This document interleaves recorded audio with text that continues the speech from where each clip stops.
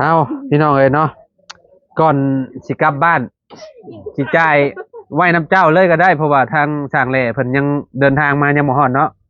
เอ่อเงิน20ล้านกีบพี่น้องเอ้ยเนาะอันนี้10ล้านเด้อตัวนี้ก็10ล้านแต่ว่าเอานับเบิ่งตัวนี้ก่อนประมาณ100ใบตัวน่ะคือนับอันที่เพื่อ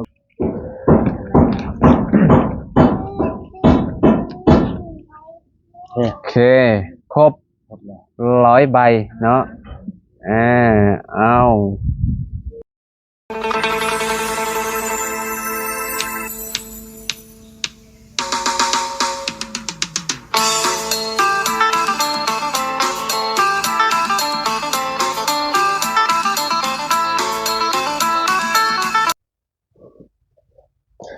กับสบายดีสวัสดีพ่อแม่พี่น้อง FC เบิร์ดสุขูทุกคนเนาะบอกว่าสิอยู่ในและก็ต่างประเทศเด้อพี่น้องเด้อเนาะก็ยินดีต้อนรับเข้าสู่ช่องบ่าวลาวสตูดิโอนะพี่น้องเนาะเอามื้อนี้พี่น้องเฮาก็เข้ามาหาทางสร้างเฮ็ดเฮือนน้องน้ำพี่น้องเพราะว่ามื้อนี้เพิ่นมาก่อทางขึ้นเนาะเฮือนน้องน้ำและก่อบันไดแหละพี่น้องเนาะมื้อนี้ก็สิมาจ่ายค่าสร้างเพิ่นเพราะว่าสิเดินทางกลับบ้านแล้วพี่น้องเอ้ยเนาะอีกประมาณ4-5มื้อพุ่นแหละสิมาใหม่พี่น้องเอ้ยเนาะเฮือนน้องน้ำก็เสร็จสมบูรณ์พี่น้องเอ้ยเนาะก็สิจ่ายค่าสร้างเลยมื้อนี้เนาะเงินก็ยังเหลืออยู่ประมาณ20ล้านพี่น้อง20ล้านกีบเพราะว่าเพิ่นเบิกไปแล้ว5ล้านกีบเนาะแล้วก็มีเงินเหลือจากค่าสร้างพี่น้องเนาะเราก็สิมอบให้น้องน้ำเลยยังเหลือ1ล้านกีบเนาะให้เพิ่นไปซื้อแนวอยู่แนวกินเนาะขึ้นบ้านใหม่เพิ่นก็บ่ฮู้ว่าเพิ่นสิขึ้นมื้อใดกันแท้นะพี่น้องเนาะถ้าเบิ่งนำกันพี่น้องกลับมาอีกรอบใหม่พุ่นแหละพี่น้องเอ้ยเนาะได้ยินคร่าวๆว่าสิขึ้นว่าภายในอาทิตย์สิมาเลยแหละพี่น้องคิดว่าเนาะเพราะว่าพอน้องน้ำเพิ่นก็ไปจำกายยังมุเพิ่นบ่อยู่พี่น้องไปบ้านดงพูนพี่น้องเอ้ยเนาะมันนี่แนมไปคือเห็นแต่น้องน้ำอยู่ในหันพี่น้องเอ้ยเนาะอ่าเพื่อนน้องน้ำก็โอ้ย FC คอมเมนต์มาสร้างเฮ็ดงานละเอียดดีเพิ่นว่างามพี่น้องเอ้ยเนาะถือว่าผ่านเพื่อนน้องน้ำเนาะบ่มีหม่องติเลยได้พี่น้องเอ้ย ผลหัวกับบ่มีว่าซั่นเนาะน้องน้ำเว้ามื้อนั้นฝนตกฝนลองเบิ่งแล้วเฮือนน้องน้ำพี่น้องเอ้ยเนาะถือว่าโอ้ผ่านพี่น้องเอ้ยเนาะอ่าเนาะเอาจังได๋ก็ต้อง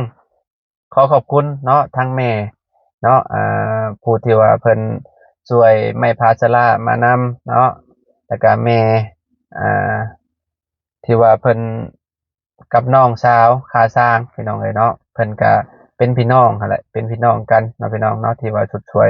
ทางครอบครัวน้องน้ำมานี่ก็คือแบบเพิ่นเป็นน้องเป็นพี่น้องกันเบิดนั่นแหละเนาะพี่น้องเนาะบ่ว่าสิ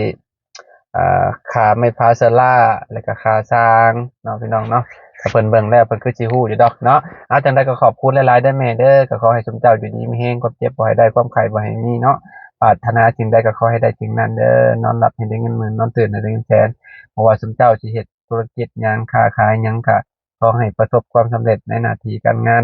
ตลอดปีตลอดไปช่วยเหลือน้องน้ำมาทันใดก็ขอให้กลับคืนไปหาเจ้าเป็นหมื่นเป็นแสนเป็นล้านล้านเท่าผู้เด้อแม่เด้อเนาะเอาที่สำคัญก็ขาดบ่ได้ก็ขอบคุณพ่อแม่พี่น้อง FC ทุกๆคนเลยเด้อที่ติดตามและเป็นกำลังใจให้ทีมงานมาตลอดเนาะพี่น้องขอบคุณหลายๆเด้อพ่อแม่พี่น้องเนาะวันนี้เดี๋ยวลงไปหาน้องน้ำเพิ่นก่อนเนาะสิเอาเงินไปมอบให้เพิ่น1 ล้านแล้วก็จ่ายค่าสร้าง 20ล้านเนาะพี่น้องว่าสิเว้า25ล้านเพราะว่าเพิ่นเบิกไปแล้วเนาะไปเบิ่งไปชมนำกันพี่น้องตอนนี้สร้างเพิ่นกำลังเฮ็ดนั่นน่ะอยู่เนาะเฮ็ดบันไดอยู่พี่น้องเอ้ยเนาะไปพี่น้องโดยพี่น้องเอ้ยเนาะทางสร้างเพิ่นก็กำลังเฮ็ดอยู่พี่น้อง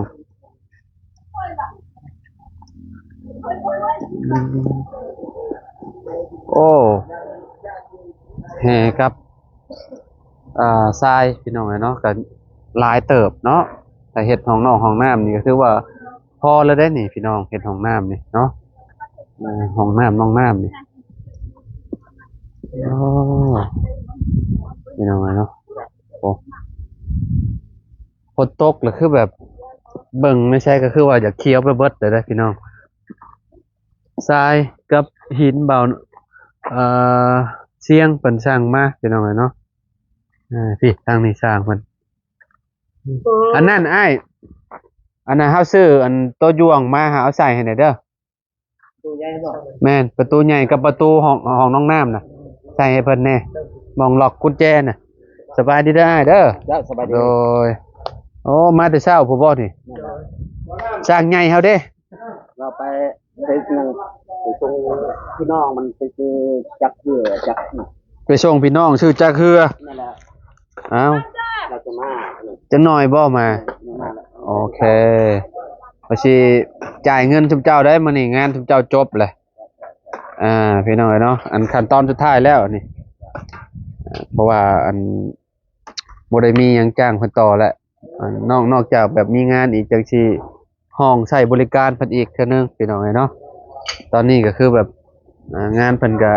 ยังเหลือแต่ตัวเดียวนี่แหละพี่น้องแล้วก็เก็บสีบอกอ้ายเก็บสีหม่องนี้เนาะอ๋อโอเคกับหม่องโตทางนั้นบ่โอเคแค่นั้นแล้วก็จบเนาะเขาจะขึ้นไปนั่นได้ป่ะเนี่ยเหยียบขึ้นไปทางนั้นได้ลูกๆกันทางไปอ๋อโยกขึ้นก็ได้แล้วขึ้นทางนี้ก็ได้ขึ้นทางนี้โอ้เอาแบบนี้เลยบ่ได้อยู่วะได้อยู่เอาแบบนี้เลยบ่นี่แล้วก็เอาอันนั้นมาเอาดินมาใส่แล้วก็โอ้เทให้มันแน่นเลยบัดนี้เนาะพี่น้องเนาะไปขึ้นไปหาน้องน้ำก่อน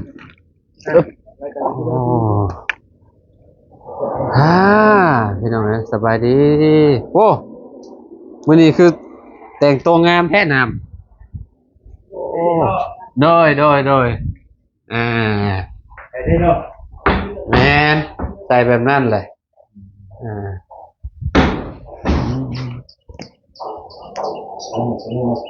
โดยปึ๊บน้องน้ำใส่เพราะว่าเวลาน้องน้ำเพิ่นนั่นอยากไปหันไปนี่เลยเพิ่นล็อกเมียนนะพี่น้อยเนาะต้องล็อกนี่บางเฮือนเพิ่นก็บ่ได้ใส่เด้พี่น้องเนาะบ่ใส่มันก็มีมีของมีค่าเมียนมันก็บ่ได้แล้วสิปิดมองได้ให้เองใช่อ๋อเรือบ่ไปพาชลาได้อยู่เนาะต่อเอาแล้วเนาะ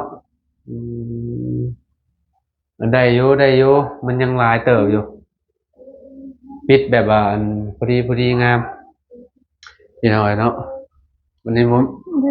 ต้องมีหลอดไฟมาบัดนี้เพราะว่ามันมืดไปเลยเนาะมันติดนะมืดมิดชิดเลยพี่น้อยเนาะนี่ห้องพอก็แม่โอ้เกี่ยงกว่างเลยเหือดน้องน้ำไปเนาะ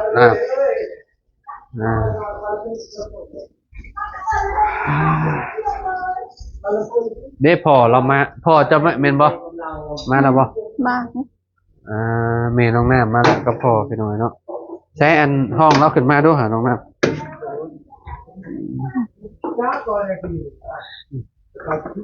โอ้มาแต่เส้นอัน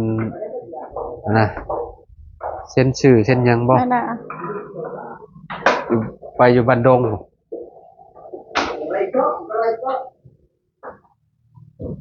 เฮ้ยพอละมั้งขึ้นมาหดยาวเลยเจ๊เบิ้ลใช้ผัวเจ้าน่ะบ่ใช้ผัวเจ้าน่ะเนี่ยลานปลายเลย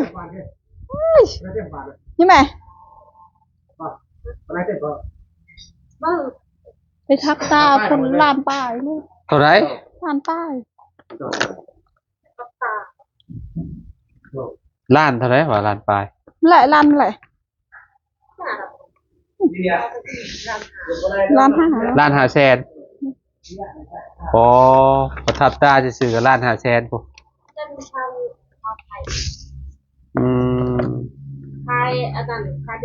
คาดินแน่โอ้เมนแล้วมีกับดินน ประทับตาดินพร้อมมันก็แม่นนั่นแหละเนาะ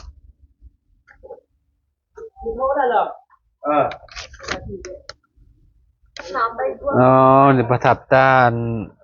เซ็นในบ้านกับดินเจ้า mẹ cái nó cái xe chơi nhau đây chơi nhau nó xìa tạo như thế nào đông phía cái lá bên rạo nhau chắc đun nó chơi đập chân nó xìa bay cái rạo đun nó chơi เขาบ่ฮู้น้ำดอกพี่น้องเพิ่นว่าหยังกันเนาะ xe đôi lại vía là bớt chơi nhau đun nó chơi คือยังบ่เห็นเรามา anh là phu là tao phu chu là chơi nghe đâu nghe lại chân luôn แปลว่าหยังนะ ไปหาพ่อให้พ่อมึง เออ เอาหักหน้า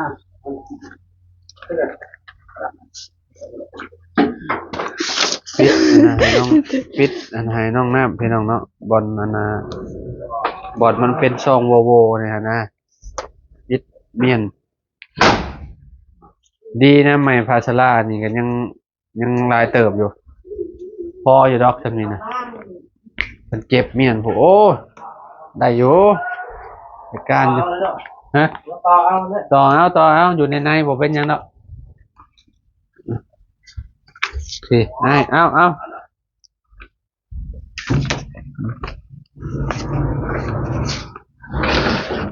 ทางลงเนาะมื้อนี้ก็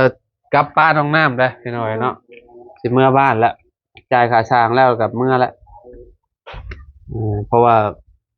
มากับสิครบทิศแหละประมาณ6 มื้อแหละพี่น้อยเนาะ6 มื้อแล้ว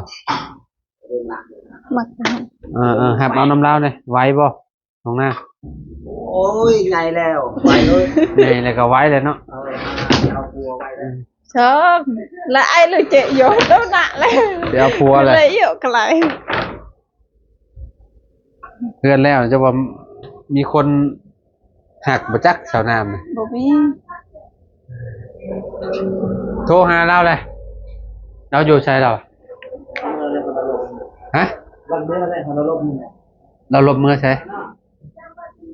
นี่หักนาย เรามาพี่แล้วบ่โอ้ mai chị lấy yên là เรามือ tao เรา tao đi được cái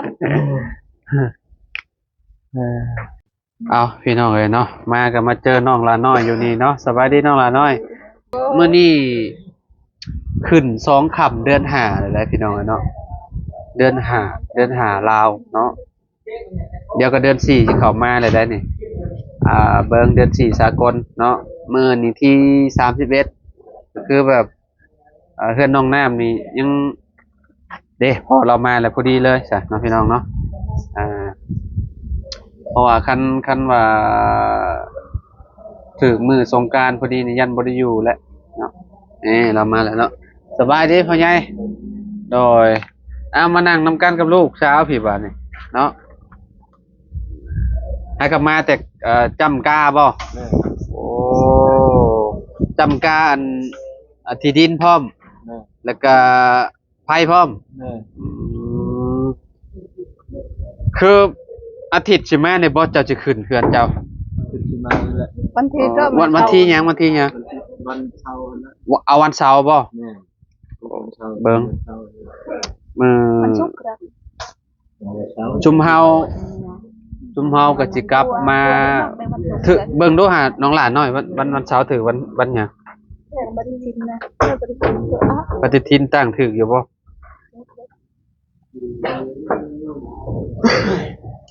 นั่งวันจันทร์วันเสาร์วันที่5ถึงวันเสาร์ วันที่5ถึกวันเสาร์อ๋อแจ้งเลยพี่น้องเนาะแจ้ง FC เลยว่าวันที่5เนาะวันที่5เดือน4พี่น้องเนาะขึ้นบ้านน้องน้ำเนาะโอ้ได้การซะได้ยังได้ให้ผู้ที่ว่าควบขึ้นบ้านใหม่ให้เพิ่นกินมีหยังเอาแบบบ่ต้องใหญ่ก็ได้ดอกแต่ว่าเอาแบบ ซื้อหมู ชื่อธรรมดานี่ก็ได้ชื่อแบบตามที่กำลังเฮามีแหละเนาะ โดย เพราะว่าขึ้นอยู่กับพี่น้องเพราะว่าหากถ้าเพิ่นไปอยู่หลังนั้นเพิ่นว่าเพื่อสิฮอดเดือน6ว่าซั่นปุ๊บก็ตอบตัวนั้นก็ได้เนาะมันก็เป็นมื้อบังจะค่ำบ่มื้อนี้2เนาะสองวันอาทิตย์2วันอาทิตย์3วันจันทร์4วันอังคาร5วันศุกร์6วันเสาร์โอ้6พอดีเลยเนาะถูกงามอยู่6ก็ได้รอบ่ไหวบ่เจ้าก็ได้ฮอดมื้อแล้วเนาะแรกๆก็ว่าเว้ากันว่าผู้ละเดือน6ปุ๊บพี่น้องเนาะไฟนี่คือแบบผู้ละประมาณเบิ่งโอ้เป็นเดือนพุ่นแหละเพิ่นมาเนาะมาเข้าให้ โดย ขนาดของน้องอันน่ะยังเป็นเดือนผมของน้องในน้องปูนานะยังบ่ได้เห็นกองเตอร์สัมปจักเนาะได้แต่ทรายมาไหวซื่อๆอากาศเปลี่ยนอีกแล้วพี่น้องหนาวอีกแล้ว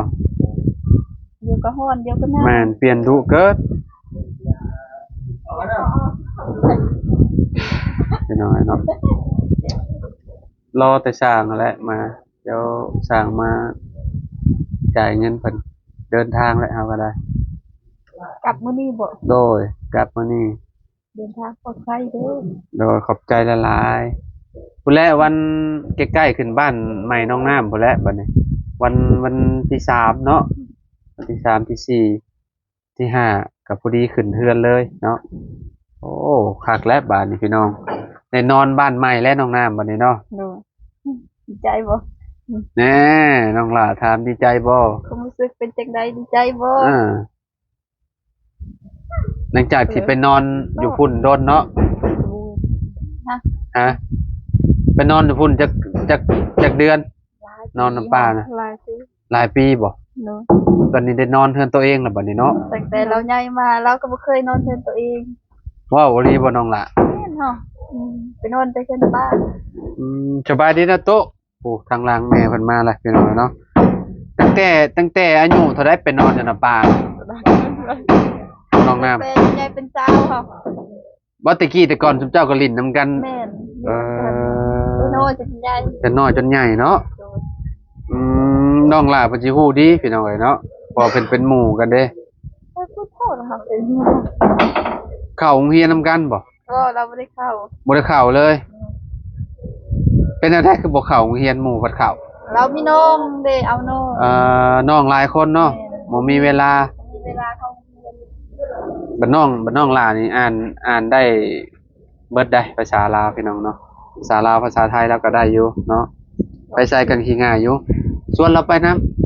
ำน้องหลาชวนน้องน้ำไปน้ำเฮ็ดเวียก ไปสวรรค์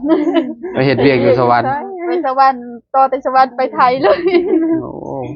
โอ้คันมีเงินไทยก็ฮอดเด้อ มันติดแต่เรื่องเงินนั่นแหละคนเฮาน่ะก็แน่ว่ามีเงินน่ะไปทางใดก็ได้ มันบ่ได้ยากดอกพี่น้องเลยเนาะเพราะแต่ว่ามีเงินอย่างเดียวผมเพราะว่าเฮาต้องใช้รถใช้รางค่าอยู่ค่ากินสมมุติว่าสิข้ามไปมีเงินดาม1,000 2,000มันก็เบิดน่ะไปบ่ได้ดอกพี่น้องเอ้ยเนาะแต่ขนาดนั่งรถไปสวรรค์นี่มันจัก1,000นี่ก็เพื่อแนวอยู่แนวกินนี่ก็เบิดแหละ 1,000 บาทก็ได้5-6 แสน กลับน่ะบ่ได้กลับหรอ แม่นตอนกลับเจ้าสิกลับมาบ่ได้บัด ถามเขาไปสิบอกเงินก็บ่มีก็บอกไปเฮาก็บ่ได้กลับ ขี่รถฟรีก็เจ้าก็บ่อยากให้ขี่มันได้แล้วเนาะโอ้ตื่นแต่เช้าบ่ บ่ตื่น6 โมง ตื่น6 โมง เด้อ มันก็บ่ได้โดนได้นี่พี่น้องเอ้ยเนาะมื้ออื่นก็วันจันทร์แล้วเนี่ยกาเกียมไว้รถน้องแนมไว้ วัน เนาะ จันทร์วันเสาร์ยังบ่ได้โดนหรอก แม่นแป๊บๆหนึงได้พี่น้องเอ้ยเนาะจะน้อยก็ได้ขึ้นอยู่ขึ้นนอนแล้วแหละพี่น้องเอ้ยเนาะ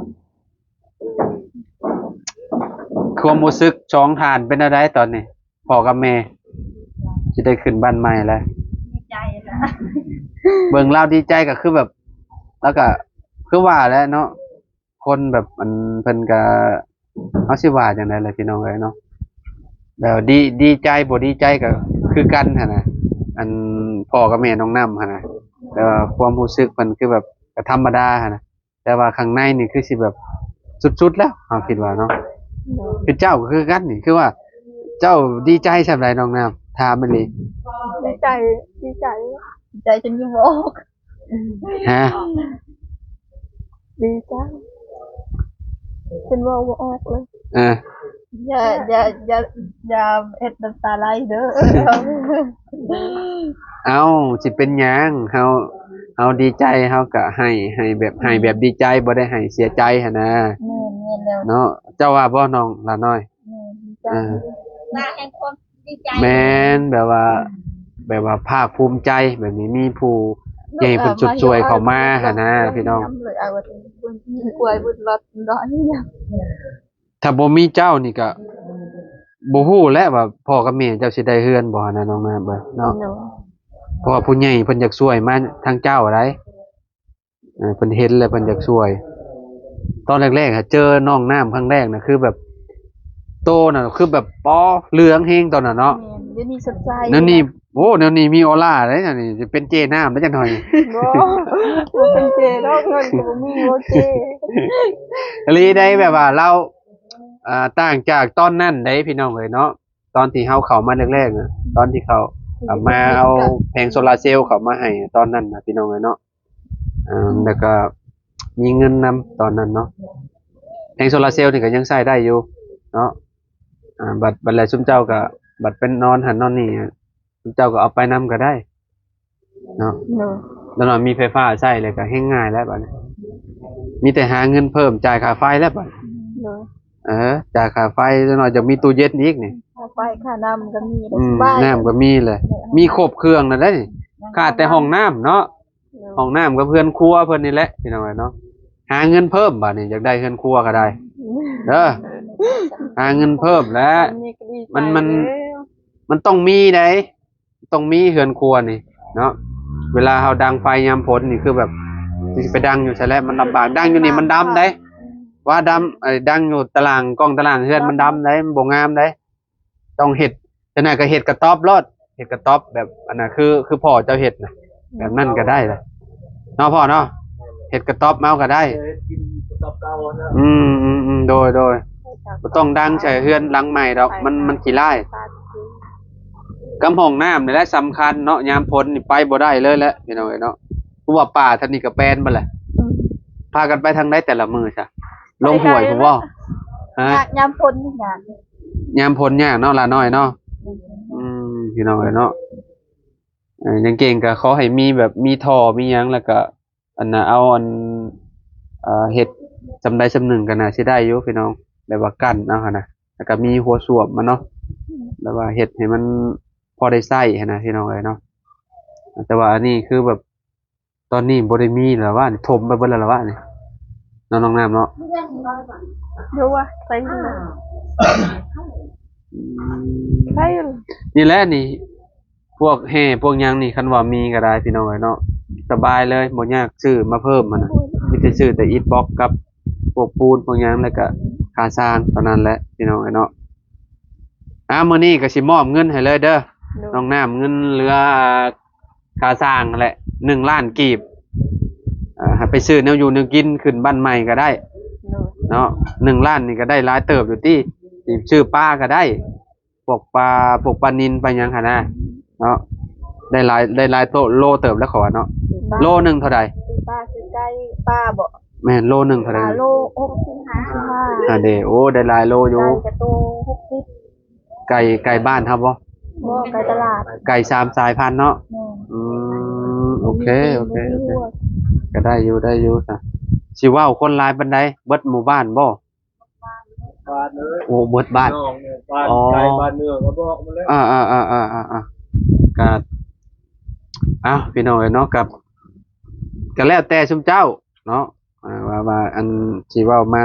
หลายปานใดก็ได้เนาะมันอยู่น้ำงบพอแล้วคันว่ามีงบก็หามาเนาะหลาน้อยเนาะกับบวกของอยู่ของกินนำแหละพี่น้องเอ้ยเนาะเพราะว่าเพิ่นมาเพิ่นก็ต้องได้กินได้พี่น้องเอ้ยเนาะคันว่ามาบ่ได้กินมันก็เพิ่นก็สิเว้าอีกแหละเว้าเพิ่นก็เว้าคือกันบ่ทางนี้เนาะ ว้าวทางใดก็เขาเว้าหมด เว้าคือกันเนาะ พี่น้องบ่ว่าไซแหละพี่น้องอยู่ทางเฮาก็คือกันสมมุติว่ามาขึ้นเฮือนเอ้าคือบ่ได้มาแล้วบ่ได้กินข้าวโอ้ยเฮือนหลังนี้ว้าวมาขึ้นเฮือนบัดแนวอยู่แนวกินบัดเฮาบ่เพียงพอเอาอีกแล้วพี่น้อง น้อง เนาะ ก็คือกันก็ไปดองบ่มีฮะของกินน้องก็ว่า ว้าวคือกัน ว่าใส่บุญเอง แม่นได้งานดองนี่ก็สำคัญเด้พี่น้องเนาะคันว่างานแต่งแบบแนวกินบ่เพียงพอคนมานี่อายคนพี่น้องเขามักเขาจะเจ้าจะเว้าควันหั่นน่ะ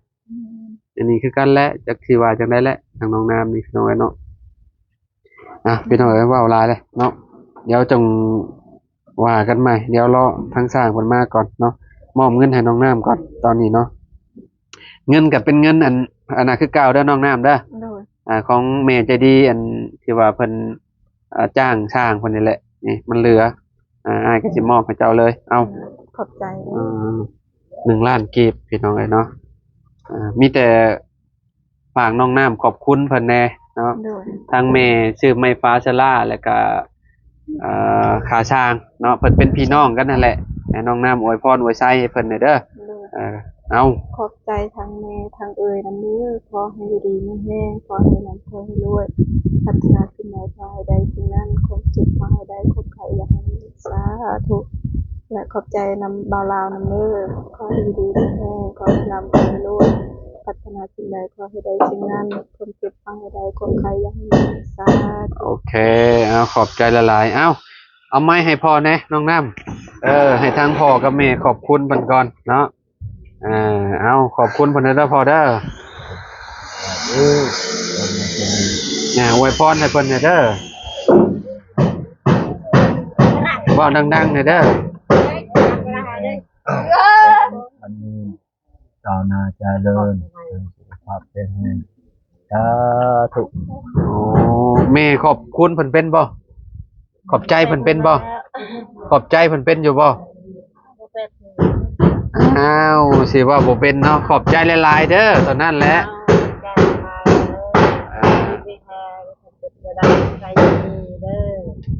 ละก็ อืม จ้าถูกแม่บู อ๋อเอาเพิ่นก็บ่ค่อย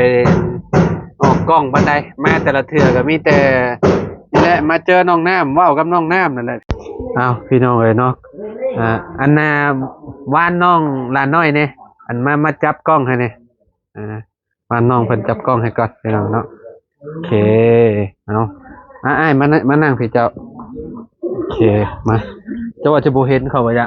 เห็นอยู่บ่เต็มอยู่บ่เอาพี่น้องเอ้ยเนาะก่อนสิกลับบ้านสิจ่ายไว้น้ำเจ้าเลยก็ได้เพราะว่าทางสร้างแหล่เพิ่นยังเดินทางมายังบ่ฮอดเนาะเงิน20 ล้านกีบพี่น้องเอ้ยเนาะอันนี้10 ล้านเด้อตัวนี้ก็10 ล้านแต่ว่าเอานับเบิ่งตัวนี้ก่อนประมาณ100ใบตัวน่ะ นับอันสิก็รู้เฮ้ยน่ะ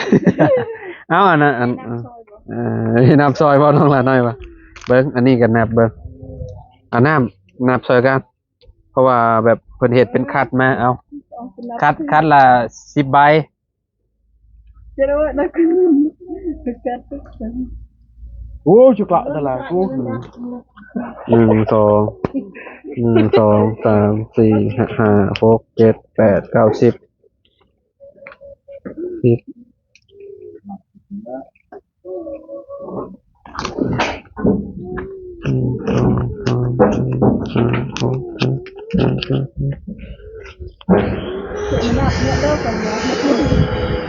ลมผัดไปเบิดได้ป่ะเนี่ย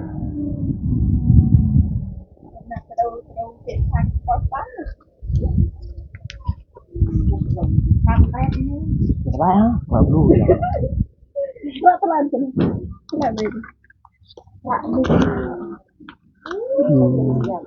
Dạ lời từ hết rồi. 6 7 8 9 10 11 12 13 14 15 16 17 18 19 20 21 22 23 24 25 26 27 28 29 30โอเค1 2 3 4 5ตัวนี้เอาน้องน้ำ5 ล้านครบแล้วว่าของเจ้า5 ล้านเท่ากันโอเค5 ล้านอันนั้นก็5อันนี้ก็5 10 ล้าน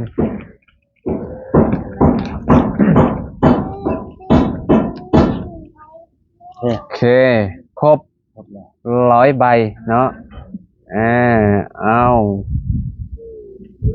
ปอโทพี่น้องเอ้ยเนาะจักมือนะในเฮ็ดเวียกเนี่ยอ้าย ประมาณ20 มื้อ21มื้อนี่แหละ หอดเดือนทำเนาะก็ได้เงิน25 ล้านพี่น้องเฮ็ดประมาณ21 วันว่าซั่นเนาะถือว่าแบบบ่ฮอดเดือนพี่น้องถือว่าจวดจ้าดอยู่ทีมงานอันทางสร้างแหละพี่น้องเนาะถือว่าแบบงานเพิ่นก็ละเอียดได้พี่น้องเอ้ยเนาะถือว่าแบบผ่านพี่น้องเอ้ยงานก็ได้ผลก็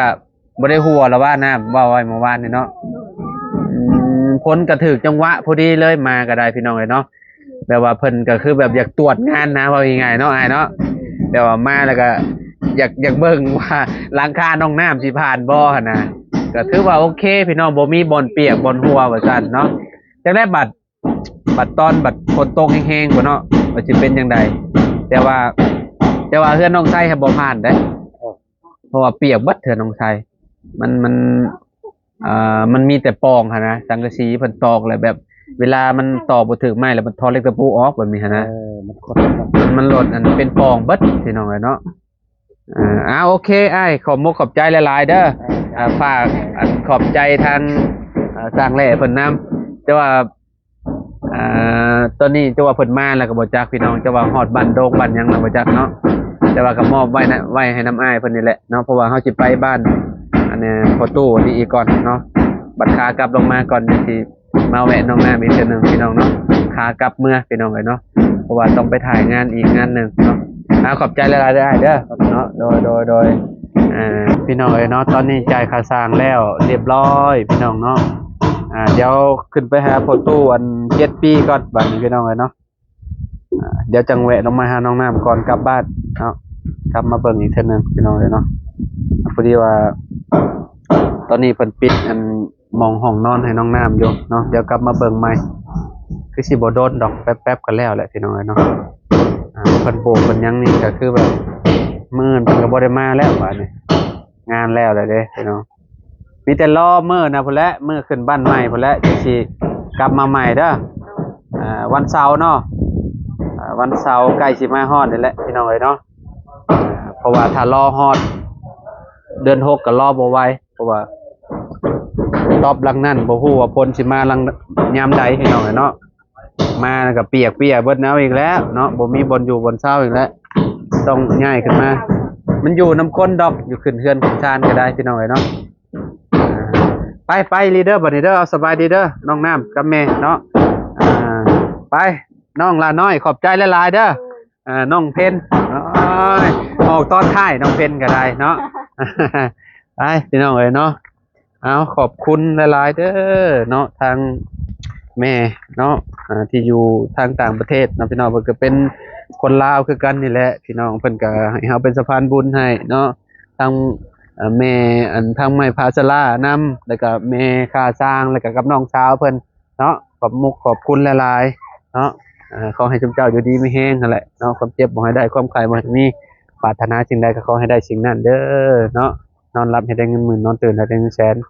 บ่ว่าเฮ็ดบ่ว่าจุมเจ้าสิเฮ็ดหยังธุรกิจหยังก็เนาะประสบความสำเร็จตลอดปีตลอดไปเด้อไปเลยเด้อสบายดีและสวัสดีเด้อ